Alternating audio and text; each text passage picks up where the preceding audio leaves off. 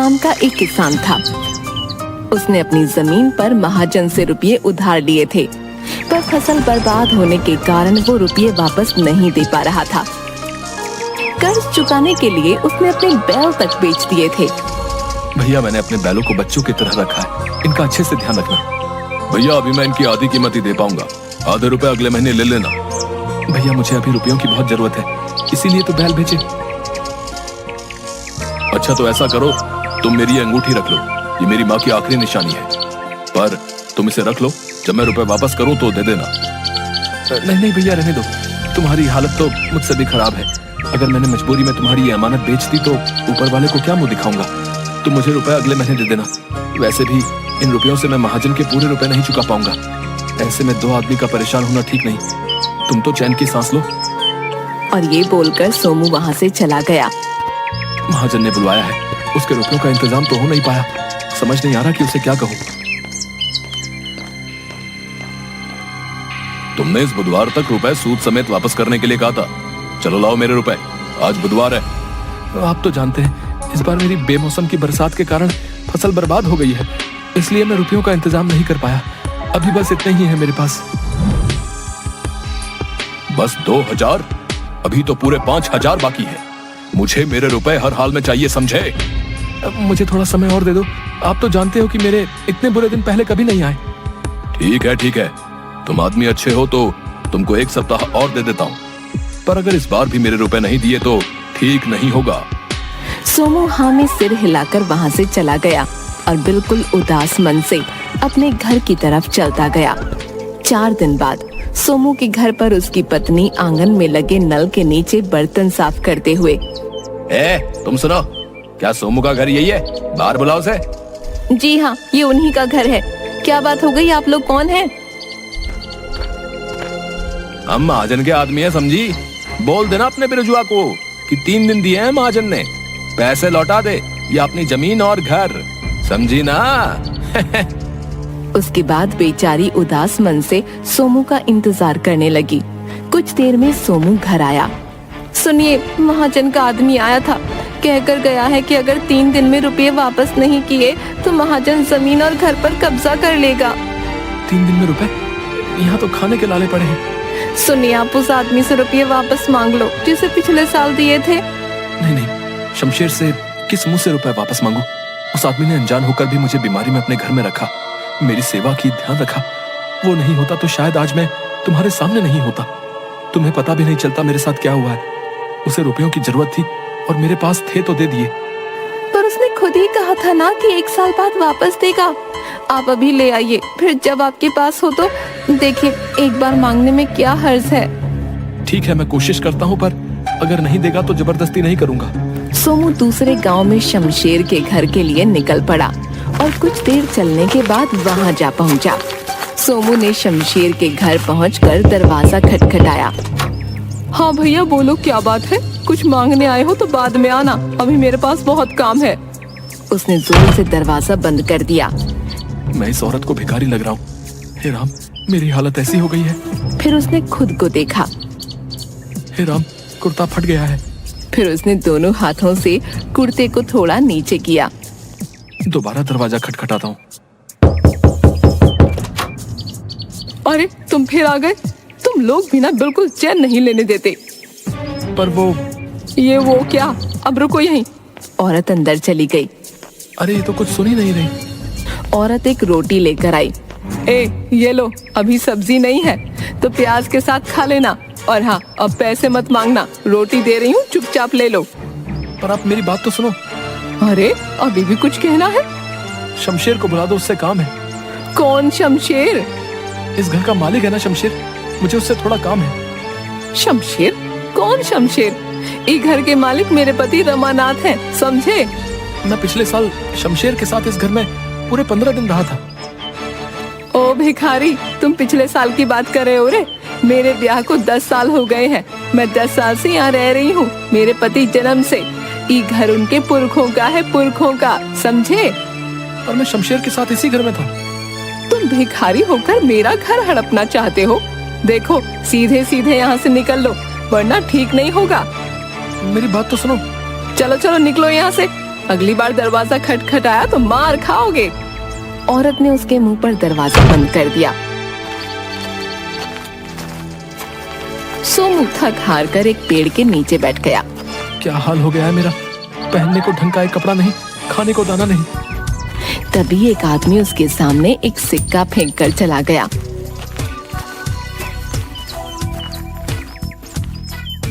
शायद सच्ची में मैं भिखारी लग रहा हूँ। तभी उसकी नजर सामने एक घर के आंगन में घड़े बनाते कुम्हार पर पड़ी। उसे देखकर सोमू कुछ याद करने लगा। सोमू सड़क पर चक्कर खाकर गिर गया। उसे बहुत चोट लगी और खून बहने लगा। तभी वहाँ शमशेर आ गया। ए भैया संभल कर, लो मेरा हाथ पकड़ो। शमशेर ने उसे सहारा देकर खड़ा किया और घर ले गया। तुम तो चलने की हालत में नहीं हो, तुम्हें तो बहुत तेज बुखार भी है। ऐसा करो, कुछ दिन यहीं मेरे साथ इस घर में रहो, जब अच्छे हो जाओ तो चले जाना। सोमू खड़े होने की कोशिश करता है पर गिर गया। अरे रे भैया संभल कर, कहीं ऐसा ना हो कि जिंदगी भर न चल पाओ। ना ना ऐसा मत बोलो। तो आराम करो। शमशेर ने उसकी बहुत सेवा की। सोमू अब थोड़ा बहुत चलने लगा। यहाँ भीतर पड़े पड़े जी घबराने लगा है, थोड़ा बाहर हो आऊं। अकेले कहीं चक्कर खा के गिर ना पड़ो, अभी भी बहुत कमजोर लग रहे हो। चलो मैं भी चलता हूँ। दोनों घर से बाहर निकले तो सामने वाले घर में घड़े बनाते हुए कुम्हार ने आवाज दी। ए भैया कहाँ जा रहे हो? तुम तो जब से आए हो घर में ही कैद हो, बाहर ही नहीं निकलते। दोनों उसके पास जाते हैं। भैया तबीयत ठीक नहीं है, इतने दिनों से कोई आज जाकर बुखार उतरा है। एकदम मुरझाए लग रहे हो। तभी मैं सोचूं पड़ोस में नया आदमी आया और कोई बातचीत नहीं। ए देखो, तुमको तो ढंग से धोती तक बांधनी नहीं आती है। ठीक तो है? नहीं ठीक नहीं है, तुमको चलने में दिक्कत हो रही होगी। मैं बताता हूँ ठीक कैसे होगी। कुम्हार ने सोमू की धोती को थोड़ा पीछे से खींचा। अब ठीक लग रही है। हाँ अब सही है। सोमू कुम्हार के पास गया। भैया जरा सुनो तो। तुम अंदर मत आओ, वहीं रहो। पता चले कुछ तोड़ फोड़ दिया तो बिना बात के नुकसान हो जाएगा। वहीं से बोलो क्या चाहिए। तुमसे कुछ पूछना है। अच्छा मैं आता हूँ। बोलो क्या बात है। भैया मुझको पहचाना नहीं तो कौन हो तुम? मैं पिछले साल वो सामने वाले घर में तुमने मुझको धोती बांधनी सिखाई थी। सोमू तुम ये का हाल बना रखा भैया, फिर से कहीं चक्कर खा के गिर गए क्या? सोमू ने मुंह लटका लिया। शाम होने को आई है, चलो अंदर आओ, पहले नहा धोकर कुछ खा पी लो फिर बात करेंगे। रात को सोमू और कुम्हार खाना खाते हुए। भैया मैं सुबह से इस गांव में शमशेर को ढूंढ रहा हूँ, पर कोई आदमी सीधा जवाब नहीं दे रहा। कौन शमशेर? इस गांव में कोई शमशेर नाम का आदमी मैं भी नहीं जानता। क्या गजब करते हो भैया, उस दिन जब तुमने मुझको धोती बांधनी सिखाई वो मेरे साथ खड़ा था। अरे नहीं, ऐसा कैसे हो सकता है? मुझे अच्छे से याद है तुम अकेले थे, तभी मैं सोच रहा था कि अकेला आदमी घर के बाहर ही नहीं निकलता। भैया याद करो ना, शमशेर तुम्हारा पड़ोसी सामने वाले घर में रहता था। उसने मेरी बहुत सेवा की थी। जाते समय मुझसे पूरे 5,000 रुपए उधार भी लिए थे। कहा था 1 साल बाद वापस करूंगा। अरे तुमको कोई भरम हुआ भैया? सामने वाले घर में तो रमानाथ रहता है। रमानाथ और उसका परिवार पिछले साल गंगा जी गए थे, तो मुझे लगा तुमको घर की रखवाली के लिए बुलाया है। मैंने जब भी तुम्हें देखा अकेले देखा था। मुझे इस गांव के बारे में कुछ नहीं पता भैया। मुझे तो यहाँ शमशेर लेकर आया था। 25-26 साल का लंबा चौड़ा लड़का, काला, लंबी लंबी मूछें, आगे एक दांत टूटा हुआ, आगे का दांत टूटा हुआ, ऐसा हुलिया और शमशेर। देखो भैया ऐसा एक आदमी था तो था, मतलब इस हुलिये का एक शमशेर था, पर वो 3 साल पहले अचानक गायब हो गया था। धरती निगल गई या आसमान किसी को नहीं पता। 3 साल पहले गायब हो गया। अरे नहीं भैया, मैं तो पिछले साल ही मिला हूँ। भैया लगता है शमशेर के नाम से किसी ने ठगी की है। मैंने तो यहाँ तक सुना है कि वो गलत काम करता था, 2 नंबर का धंधा, और उसी के किसी दुश्मन ने, समझ रहे ना? मैं कहता हूँ तुम उसके चक्कर में मत पड़ो, सुबह को अपने गांव निकल जाओ। सोमू ने हाँ में गर्दन हिलाई। भैया तुम्हारा बहुत एहसान, मेरे तो कपड़े भी फट गए थे। कोई बात नहीं भैया, बस अपना ध्यान रखना है। सोमू वहाँ से चला गया। चलते चलते दोपहर हो गई तो वह एक पेड़ के नीचे बैठकर रोटी खाने लगा। खाते खाते अचानक हिचकी आने लगी। उसने सामने की तरफ देखा। सामने पेड़ के पीछे से कोई झांक रहा था। ये कौन है? अरे ये तो शमशेर है। सोमू सब कुछ छोड़कर उसी ओर भागने लगा। दोनों भागने लगे, आगे आगे शमशेर और पीछे बिरजू। सोमू उसके पीछे भागते हुए जंगल में पहुंच गया कि अचानक वो पत्थर से टकरा गया। रुक बहरूपिये, मेरे रुपए वापस कर। शमशेर भाग गया। एक बार हाथ तो लग, छोड़ूंगा नहीं। सोमू आगे की ओर बढ़ गया, तभी उसे झील के पास शमशेर दिख गया। शमशेर उसे देखकर भागने लगा। सोमू उसके पीछे भागने लगा। आगे केवल एक दरवाजा लगा हुआ था। शमशेर उसके गोल गोल भागने लगा और सोमू भी। का फालतू दरवाजा खड़ा कर दिया यहाँ। शमशेर दिखते ही उसने उसके पैरों की ओर डंडी फेंकी। वो शमशेर की धोती में फंस गई और शमशेर दरवाजे से टकरा गया। अब आया ऊँट हाथ में। बहरूपिये सबको पागल बनाता है। उसने इधर उधर देखा, शमशेर कहीं नहीं दिखा। कहाँ गायब हो गया? अरे अभी तो दरवाजे से टकराया। अरे मेरे रुपए तो दे देता, मैं बेघर हो जाऊंगा। हाय, ये क्या हो रहा है मेरे साथ? तभी दरवाजा जोर से हिलने लगा और उसमें चिपका हुआ शमशेर दिखा और गायब हो गया। सोमू घबरा गया। ए भैया, मैंने तुम्हारी जान बचाई थी, आज तुम्हारी बारी है। इस दरवाजे को उठाकर नदी में बहा दो। क्यों? मैं सब बताऊंगा। पहले ये दरवाजे को पानी में बहाओ, वरना मैं मर जाऊंगा। कहीं मुझे कुछ, अगर शमशेर उस समय मेरा ध्यान नहीं रखता तो मैं पिछले साल ही मर गया होता। मेरे रुपयों से बड़ा इसका एहसान है।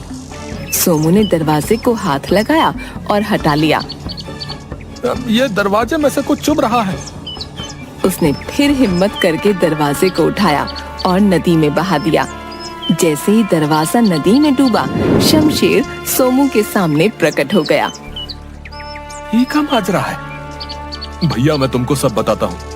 पहले मैं बहुत लालची था। हमारे यहाँ एक बाबा जी आए थे। वो दरवाजे वाली जगह पर ध्यान लगाकर बैठे थे। ओ बाबा जी, मेरा एक काम कर दो। बोलो बेटा। वो रमानाथ आपको बहुत मानता है, उसे समझाओ कि अपना पुश्तैनी मकान मुझे बेच दे। बेटा, मैं सन्यासी हूँ, इन सांसारिक कामों में नहीं पड़ता। देखो बाबा, मुझे वो घर हर कीमत पर चाहिए।